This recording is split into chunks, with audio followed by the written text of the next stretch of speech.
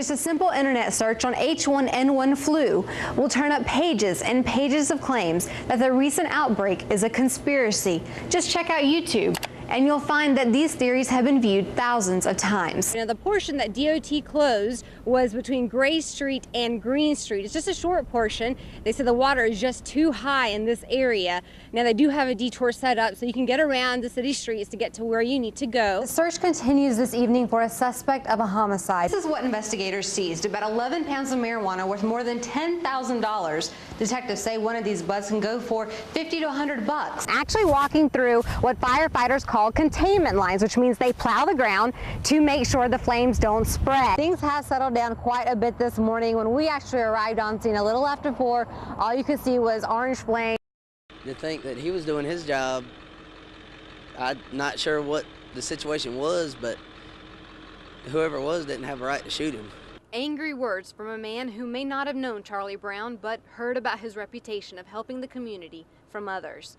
Thomas Dunlow works at Barn Hills Electric Service, which is right across the street from the crime scene. He had just returned from a service call when he saw the commotion around 9:15 in the morning. You don't expect something big like this to happen right so close to where you operate. So, like I said, the guy that I work with, he heard the gunshots and he thought it was something fell off of a tractor trailer. So he came outside looking, expecting to see something fell off of a truck. Happened to look down there and, you know, cops standing out by the cars, rifles drawn and everything, and it was surprising. Investigators say when they arrived, they found Jerry Lee Pace Jr. outside this house armed with a long gun. The officers said they issued several verbal commands to Pace, but Pace wouldn't listen. Then they say Pace fired the weapon and officers returned fire, killing Pace. The house next door was also shot up, according to investigators. Ruth Manning lives next to that house and says the whole situation makes her nervous. I just think it's awful. To me, it's just like it's a turmoil down here in the whole world. Yeah. And I feel like that God is the only one that can make it right. Manning's sentiment is a feeling many in the community share. Across town at Clark's downtown, the floral shop has been receiving calls to send arrangements to the Brown family.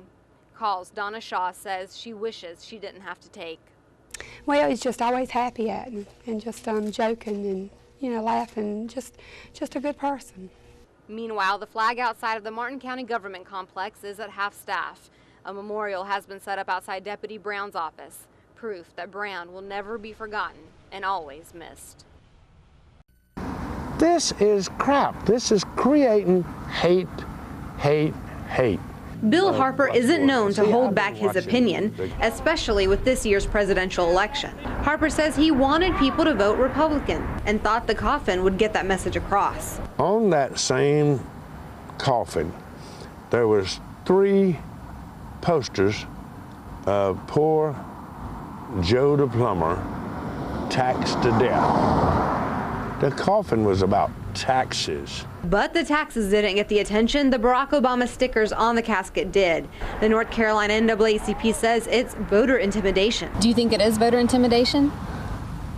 Absolutely not. Having a coffin out there, do you not think that sends like an intimidating message? None whatsoever. So is there a part of you that understands why the African American community may be offended by this? No. This thing right here has got nothing in this world to do with racism. Nothing in this world. Or intimidation? Or intimidation. Look.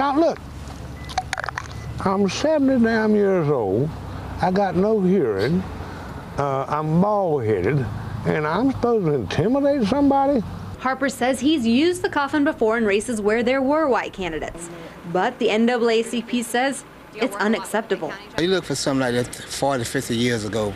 Not at this time. You know, people supposed to be more civilized. And it just was an ugly thing to do. But Harper says he thinks his right to free speech has been violated. In Craven County, Parul, Joshi, Eyewitness News 9 on the CW. D-Day and the beaches of Normandy. So many years ago, 21-year-old Woodrow Casey stormed ashore to help liberate France. But I was not the only one. I was one of many. These days, Casey looks at the black and white photos that tell a story of heroism. Yeah, our job was to take minefields, lay minefields, build bridges, tear down bridges, demolish houses for road material. We had to clean the roads. One of the things we did was we cleared the roads, sweep it for mines. Casey was a combat engineer, decoding messages and protecting top secret information from enemy eyes and ears. He remembers those scary moments as if they were yesterday. The Jeep went under. As a matter of fact, I was standing up in the Jeep and the driver was raising up and water was up to him, but we got ashore. But I had to go back in and get the equipment because it floated out on those bad. The big thing I had to go back in the water for was the cryptograph. The code and decode message, and that was highly secret at the time. It was not supposed to get in the enemy hand under any circumstances. You had to protect it with your own life. He helped build a treadway bridge over the Douvre River and a landing strip for incoming supplies and to retrieve the wounded. France says his actions are worthy of the Legion of Honor medal, their way of saying thank you to a hero. But Casey insists he wasn't. I'm not a hero. I left the heroes over there. Parul, Joshi, Eyewitness News 9, on your side. This is the Relier's third freshwater prawn harvest, and last year I attended, but they told me if I wanted to come this time, I had to get in the water, so I'm going in. Here's the hub of the harvest. The freshwater prawn flow into the catch basin from this drained pond. After a few tries, okay, several, I finally made a catch. Once the prawn are caught, they're weighed, rinsed, and stored in a tank. What doesn't make it to the basin has to be grabbed by hand. The pros made it look easy, so I decided to brave the mud pit. He thought I couldn't. Oh, let's just say I was better at catching them from the water. Once the work is done at the pond site, say bye. The prawn are transported to the farmhouse.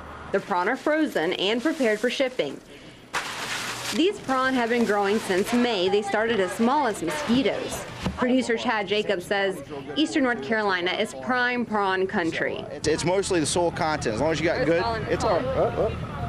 As long as you got good soil, good calcium content in your soil, good clean water, you can do it. The prawns that we produce, they're all natural, they're fed natural, all natural foods. There's no chemicals, no additives, no preservatives. So it's a completely healthy product. And you cannot get that anywhere else that's being imported in our country. Natalie Relier and her husband John started Crazy Claws Prawn Company looking to make prawn farming a major industry of the East. And with close to 1,400 pounds of prawn coming from their 2-acre pond, she hopes they're well on their way. In Greene County, Parul, Joshi, Eyewitness News 9, on your side. Now, just the thought of Coach Holtz leaving Pirate Nation upsets a lot of people. And the topic's even hotter online. If you just take a look at message boards, you'll see people are very, very opinionated about the situation.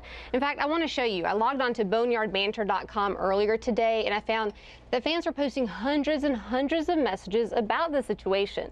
In fact, fans were posting messages within just a few minutes of each other. And while the discussion is heavy online, it's heavy in the community, too. Coach Skip Holtz is still the man in charge of ECU football, and fans want to make sure it stays that way. So they're begging the coach to stay. Yo, you got a huge fan base here. I mean, if you go to any college, I doubt they're not going to be as happy and cheerful as the Pirates. I mean, we're going to be doing that. We're going to be saying, "Ah!" And the spirit of Pirate Nation is indeed a proud one. You know, he's been here for a few years. We've done excellent work, you know, rebuilding the team. I just couldn't believe him thinking about going somewhere else. Some say Holtz has greater things to accomplish at ECU and believes he's the one who can get it done. So if he stayed and worked with us longer, then we could get out of this conference and play, you know, bigger and better teams and we'd probably have more fans, more money coming into the school. But fans understand the bottom line. Well, if you're any good in whatever you do, you're always recruited. So it makes you feel good that you got a winning program, and I know he feels that way. I'm sure he said that in the past. However, you hate to see him go, and we sure would miss him. Anytime you have a good program, you don't want any major changes, especially in the coaching levels. The head coach is also a job, man. A job is what you need to help support your family. If you think a job can support your family, yeah, go for it, but we're also family, so. And family is certainly a way to describe the fans of East Carolina University. And a lot of them told me they're used to this kind of buzz. You know, Skip Holt's name being mentioned for lots of coaching positions. They just hope that this most recent buzz goes away soon. And by the way, Brian, I talked with Tom McClellan earlier today, Sports Information Director at ECU, and he told me they're not commenting on this right now because they're calling it speculation. Brian?